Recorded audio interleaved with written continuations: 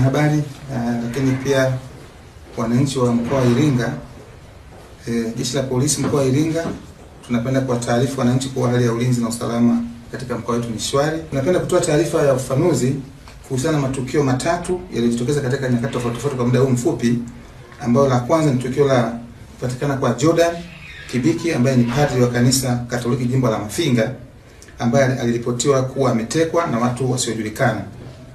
Baada ya kupokea taarifa hiyo, Jeshi la Polisi tulifanya uchunguzi wa kina na hatimaye tulifanikiwa kumpata padri huyu akiwa eneo la Mbalizi mkoani Mbeya, na kwamba hakuwa ametekwa ila alitoa taarifa za uongo kwa kutumia mtandao wa kijamii ambao ni WhatsApp, na alitoa taarifa hiyo akidai kuwa ametekwa na kupelekwa Mbeya kwa kutumia gari aina ya Toyota Alphard ambayo hakulitaja namba lenye rangi nyeusi, na kwamba mmoja kati ya watu waliomteka mmoja kati yao alikuwa na bastola.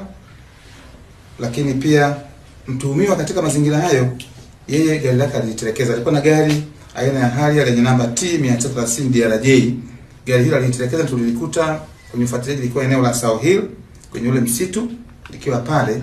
Lakini pia taarifa rasmi ni kwamba baada ya kuwa ametelekeza gari lake hilo, alipanda basi kuelekea Mbeya na kwamba hakuwa ametekwa. Kwa hiyo padri huyu alisababisha taharuki kubwa kwa uongozi wa kanisa, lakini pia amesababisha taharuki kubwa kwa waumini, lakini pia familia yake, lakini na Watanzania kwa ujumla, kwamba watu wanatekwa na wanapelekwa usiojulikana. Lakini sasa taarifa kama hii ni mbaya na inasikitisha sana. Lakini uchunguzi wa ulibaini kuwa padri huyu alikuwa anakabiliwa na madeni makubwa baada ya kukopa fedha kutoka kwa watu mbalimbali na kushindwa kuzirudisha, na kwamba fedha hizo alikuwa akizitumia kufanya biashara mtandaoni kupitia kampuni iitwayo eBay. Kwa hiyo tunakamilisha upelelezi wa shauri hili na tutafikisha mahakamani kujibu tuhuma hii ya kutoa taarifa ya uongo na kuleta taharuki kwa watu kwenye kupitia mtandao.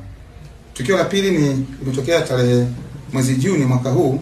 Tulifanikiwa kuwakamata watuhumiwa 5 kwa tuhuma za utakatishaji fedha kwa njia ya udanganyifu kupitia mwamvuli wa dini. Miongoni mwao alikuwa ni Yannick Mbombo Sele ambaye ni raia wa Kongo na mchungaji wa kanisa la Ebenezer Restoration Ministry for All Nations tawi la Iringa. Mchungaji huyu alikuwa akiwaaminisha wananchi kutoka maeneo mbalimbali kwamba yeye anaweza kufanya uponyaji ambao wa maradhi mbalimbali, lakini alikuwa anatumia uongo. Wanachukua watu wanakwenda kuwafundisha huko Dar es Salaam, wengine wanafundisha kuwa vilema, wengine wanafundisha kuwa matahira, ili wakija pale kanisani basi wanaonekana kwamba baada ya kufanywa hiyo huduma amewaponya, lakini ilikuwa ni uongo. Uchunguzi ulifanya Jeshi la Polisi ulibaini kuwa mtumia Yannick alikuwa akitapeli waumini kwa madai ya kuwa ana uwezo wa kufanya miujiza ya uponyaji, madai ambayo hayakuwa ya kweli. Mtumia huyo aliamua kufanya makubaliano plea bargain baada ya kufikishwa mahakamani, na ilitolewa amri ya kukamata magari yake matatu ambayo yako kituoni aliyokuwa akiamiliki, lakini alipata kuyanunua kupitia fedha hiyo ambayo anatapeli watu, lakini pia alitozwa faini ya shilingi milioni 20 na kisha ameondolewa nchini na kurudi kwao Kongo. Aidha, tukio la tatu ambalo Jeshi la Polisi limefanikiwa kuwakamata watu wawili ambao ni Mansura Ahmed na Jafet Masunga, wafanyabiashara na wakazi wa Mkimbizi mkoani Iringa, kwa tuhuma za kukutwa na madini aina ya dhahabu yenye uzito wa gramu 2995.74 yenye thamani ya milioni 755,227 na senti 55 bila kuwa na kibali halali. Kwa watuhumiwa hawa na wenyewe walikuwa wanafanya hiyo biashara, wanakusanya madini kutoka maeneo mbalimbali ikiwa mikoa ya jirani kama Mbeya na maeneo mengine, na kuwa wanasafirisha kwenda maeneo tofauti. Watuhumiwa walikamatwa tarehe 15 mwezi huu wakati wa operesheni ya ukaguzi wa maeneo mbalimbali, lakini tulishirikiana na wenzetu wa ofisi ya madini ile eneo la Mkimbizi, lakini pamoja na kamati ya usalama ya wilaya ya Iringa. Aidha, vifaa mbalimbali vya kuchakata na kukusha madini vilikamatwa pamoja na bajaji moja waliokuwa wanatumia, lakini vilikabidhiwa kwa maafisa madini wa mkoa kwa hatua nyingine za kisheria. Lakini madini haya ya dhahabu ambayo ni kilo 3 tuliyakabidhi kwa ofisa madini na tuliyasafirisha kwenda mkoani Dodoma na kuhifadhiwa Benki Kuu.